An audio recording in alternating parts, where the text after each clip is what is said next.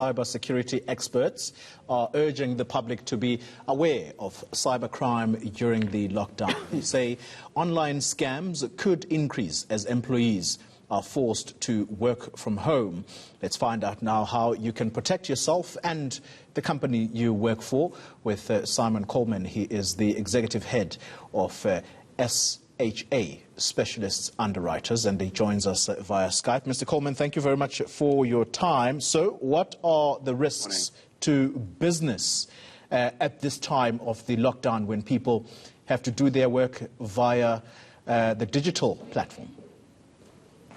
Yeah, good morning. And I think, cyber criminals have been a thorn in our side long before the pandemic.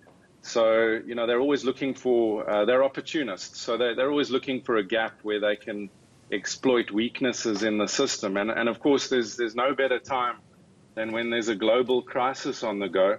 So you've got people that would normally be working in relatively secure environments from a technology perspective.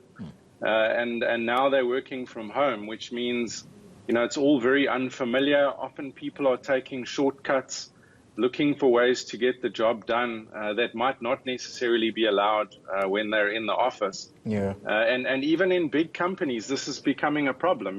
We've seen some large corporates, their systems weren't designed to have the entire workforce working remotely.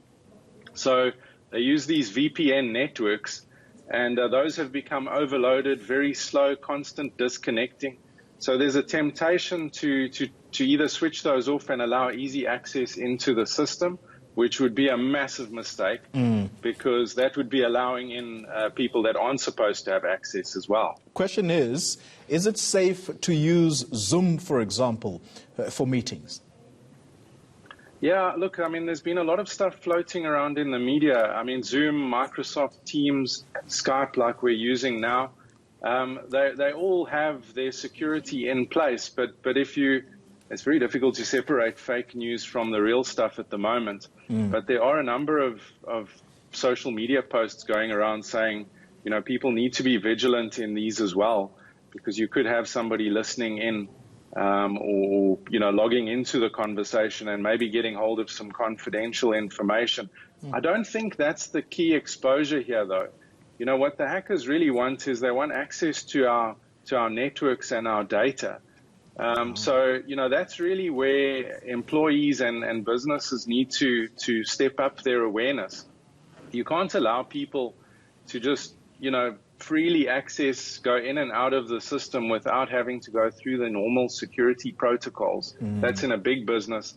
And in a small business, I think business owners need to make sure that their employees are aware of the risks of clicking on links, phishing attacks. Yeah. They're not in regular contact with each other, so they really are more exposed than they would be normally. Yeah. Finally, Simon, who is most at risk here? Is it the individual who is working from home on their small laptop?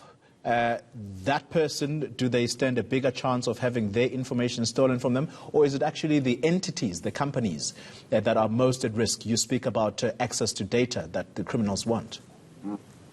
Yeah, look, the individuals and SMEs are more subject to what we call ransomware.